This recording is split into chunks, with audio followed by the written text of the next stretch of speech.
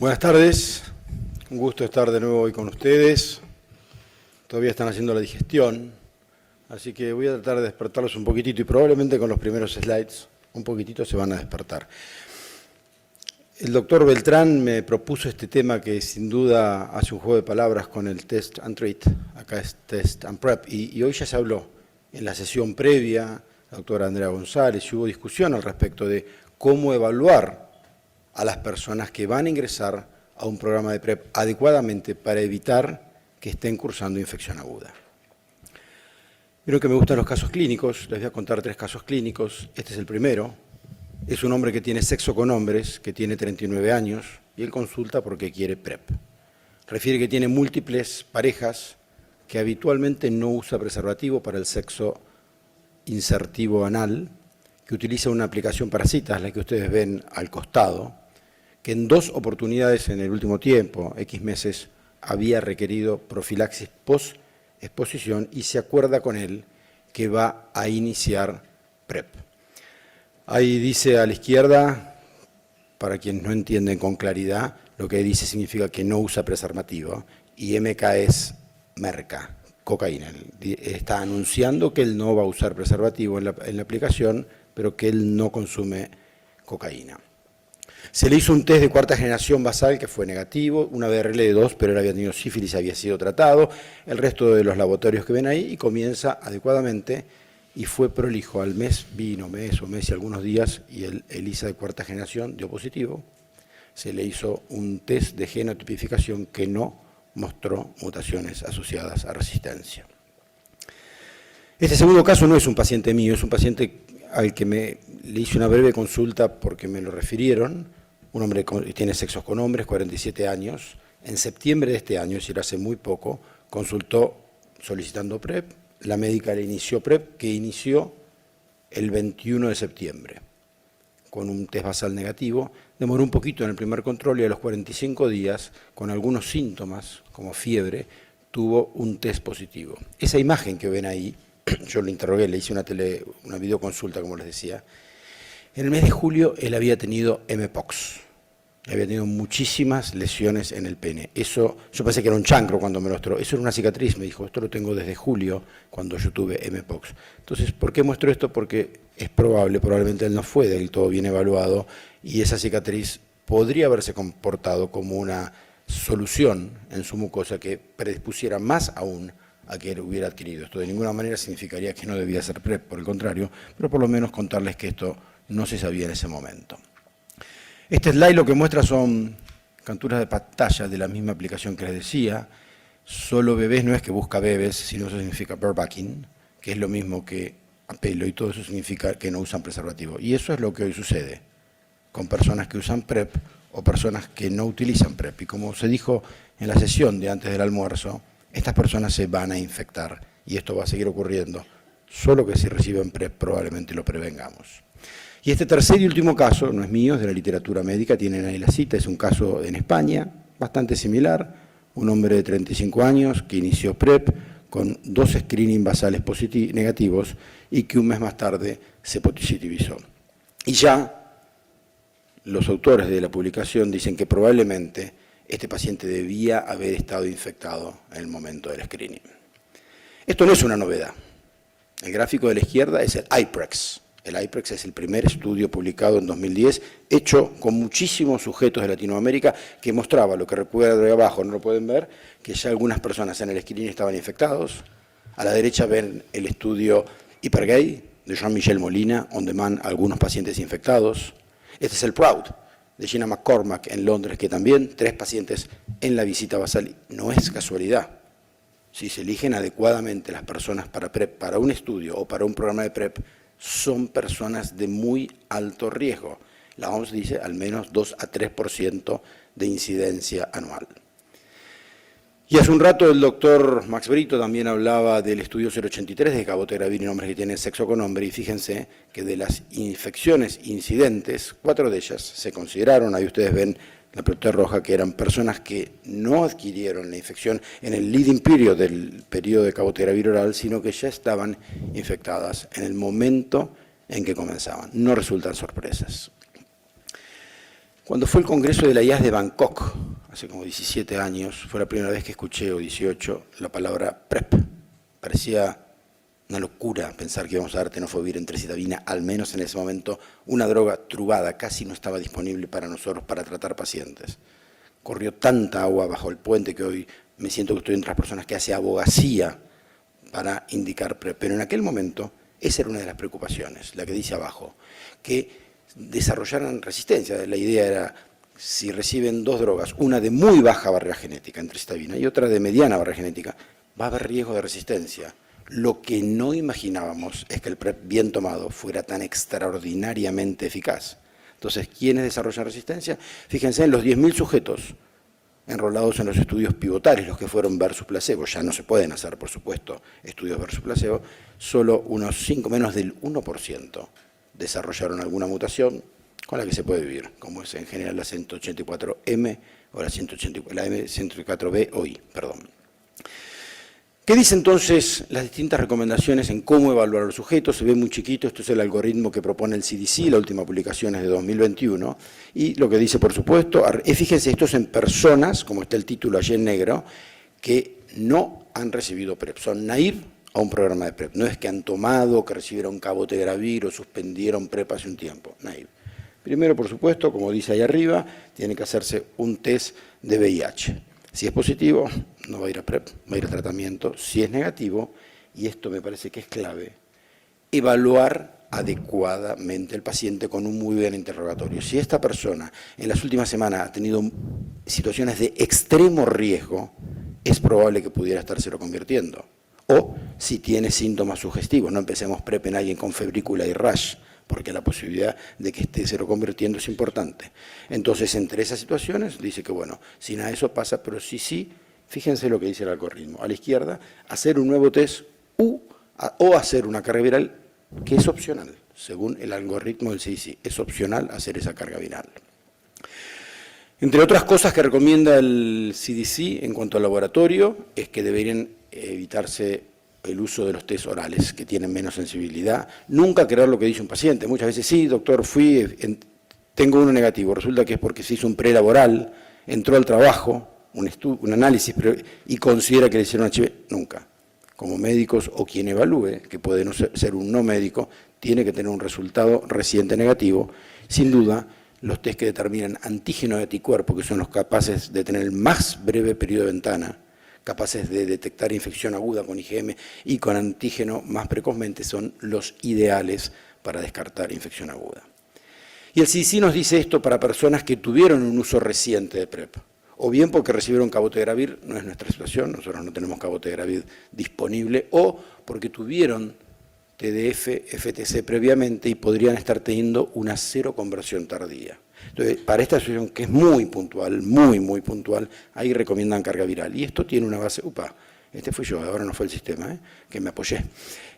Tiene una base racional. Ya lo conocíamos que la cinética de desarrollo de anticuerpos en la seroconversión para el VIH se modifica cuando hay PrEP, es lógico.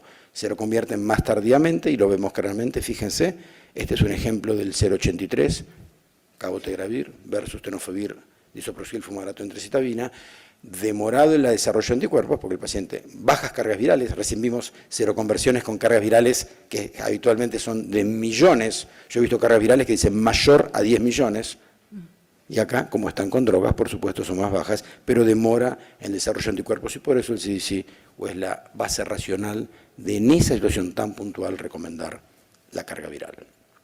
¿Qué nos dice la guía europea? Bueno, todo esto lo sabemos, descartar hepatitis B, infecciones de transmisión sexual, conocer la función renal resulta imprescindible y se conforman también con un test de cuarta generación, preferentemente de cuarta generación, y si hay sospecha de infección, claro, realizar una prueba molecular en plasma.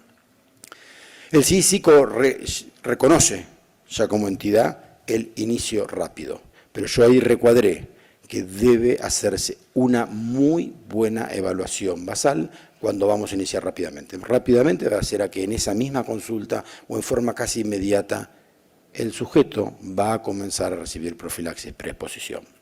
Fíjense estas recomendaciones de Ontario, en Canadá, donde también same day prep prescribing, es decir, en el mismo día se le prescribe y podrá empezar en el mismo día o empezar pocos días después, pero definitivamente, así como hemos aprendido los beneficios del test and treat, acá sería el test and prep, claramente también con beneficios potenciales. Y voy a compartir un estudio que me parece particularmente interesante. Llegué hasta el tercer autor, porque el tercer autor es Dimitri Daskalakis, muchos de ustedes lo conocen, en el programa de New York, con una de las barbas más grandes que han visto en vuestra vida. Y él diseñó y condujo con otros investigadores este estudio en la ciudad de New York. El objetivo del estudio era ver cuántos sujetos evaluados para PrEP, hombres que tienen sexo con hombres, tenían alguna contraindicación. ¿De acuerdo? Entonces, lo primero que le hacían a todos era un ELISA de cuarta generación y le hacían una evaluación médica. Le sacaban sangre, como ven, para carga viral, hepatitis B, serologías y la función renal. En esa evaluación médica consideraban que el sujeto era una persona que no estaba en riesgo de estar cursando infección aguda, que no había ningún motivo para pensar que tuviera una creatinina elevada por su edad, por su salud, ni que tuviera hepatitis B, porque probablemente estuviera vacunado y supiera que hasta tenía anticuerpos. Y ese grupo era el que iba a empezar, y PrEP era en forma inmediata, ya iba a empezarlo, sin esperar los resultados de todo esto que yo les mostré antes. Lo empezaba el mismo día y los resultados sí con un ELISA de cuarta negativo de entrada, pero todo el resto se sacaba y no se empezaba. El grupo que en criterio de los evaluadores pudiera tener trastorno de la función renal, no supiéramos nada de su vacunación de hepatitis B o algunas dudas en cuanto a infección aguda por VIH, era el D, PrEP, diferido. Fíjense qué pasó en esto desde 2017, 1.437, un número interesante. Hace un rato Andrea González nos hablaba de 4.000 personas a las que le hicieron carga viral, 2 fueron positivos.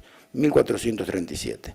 De ellos el 97% fueron considerados por los evaluadores. No hay ningún motivo para diferir, empiezan hoy, aunque no tengamos los resultados. Y hubo 50, que era ese 3%, que eran diferidos. Esos 50, fíjense, ahí están los motivos, 12 sospecha que había infección aguda, o podían tener patología renal, o historia de hepatitis B, o algún otro motivo. Ese 3% no nos preocupa tanto, porque sería el que ustedes evalúan y dicen, no, este no me convence empezarlo hoy porque algo encontré. Probablemente les preocupe más a ustedes ese 97% que con un ELISA negativo y una evaluación se consideró que no pasaba nada. Y fíjense que entre esos 1.387, solo 10 en los resultados de los análisis tuvieron una contraindicación. 4 estaban cursando infección aguda y 6 tenían algunos otros motivos. De esos se les suspendieron a todos en los primeros 10 días sin tener ningún impacto. Entonces, es clave este punto de que no se toma PrEP, se ingresa en un programa de PrEP. No se toma una pastilla por día, sino que se ingresa en un programa de PrEP. Me parece que estos datos son importantes y fíjense que encontraron un factor predictor de quiénes eran los que podían tener más riesgo de tener algunos de los criterios de diferir y a tener edad mayor de 40 años. Según los investigadores, el inicio inmediato raramente requirió discontinuación, ya lo vieron, y logró tener una mucho mejor retención en el sistema a las personas involucradas. Y por eso me pareció importante tomar este gráfico que está en las guías de PrEP del CDC, que nos muestra un poquitito cuál es la incidencia de adquirir VIH en un año en distintas personas, según como dice la primera barra, a los que se los contactó con el sistema pero no empezaron, una incidencia de 0.9 anual, redondeando, a los que se les prescribió pero no empezaron, un poco más de 1. Los que pararon y no iniciaron, 1.28. Mientras que los que pararon y reiniciaron 0.28, y lo último, donde no ven a nadie, son los que toman. Esos son los beneficios del PrEP, y lo que está de acá podría de alguna manera representar lo que es no iniciar, es diferir, entendiendo que las personas candidatas a PrEP son personas de muy alto riesgo de infectarse. Argentina siempre tuvo una deuda con comenzar programas de PrEP. En enero de 2020 iba a haber novedades y llegó SARS-CoV-2, pero más recientemente se comenzó un programa, empezó con 5 centros en la ciudad de Buenos Aires y recientemente en la provincia de Buenos Aires 2 centros, uno de ellos es el hospital en el que yo trabajo, por eso esta edición es bien reciente, 2022, solo para contarles sin ninguna experiencia, porque empezamos el 1 de diciembre. Y fíjense que también, siguiendo esta misma idea, se recomendó fuertemente, como dice en negrita, la prescripción de PrEP en la visita inicial, siempre y cuando se lo pueda evaluar clínicamente adecuadamente al sujeto, descartar la infección en el día, no comenzar, por supuesto, sin un resultado de un test de HIV, y si hay capacidad en el mismo centro, y eso en los hospitales públicos de la Argentina suceda, de ofrecerle las drogas, evitando esas ventanas de exposición. Estos sujetos que vienen a buscar PrEP, por algo están viniendo, por algo tomaron la decisión ese día, evitar que se expongan al riesgo de infectarse.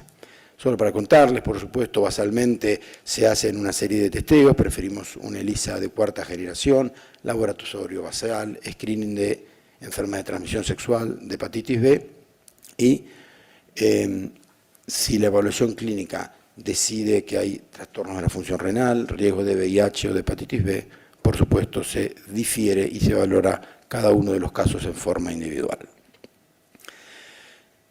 Hace apenas 2 semanas, IAS USA nuevamente presentó sus recomendaciones de tratamiento, y esto está tomado textualmente, y dice claramente que demorar PrEP no está recomendado en sujetos de riesgo, y que si el resultado del HIV está disponible en los primeros días, se puede iniciar considerando que se pueden hacer ajustes, como les mostré recién en el estudio de New York, en los días siguientes, siempre y cuando pensemos que esos ajustes se van a hacer, por lo cual también es clave, o al menos lo que hacemos en nuestro sistema, la primera entrega de medicaciones por un único mes, para evitar que las personas tomen pastillas y no entiendan que entraron en un programa de profilaxis perexposición.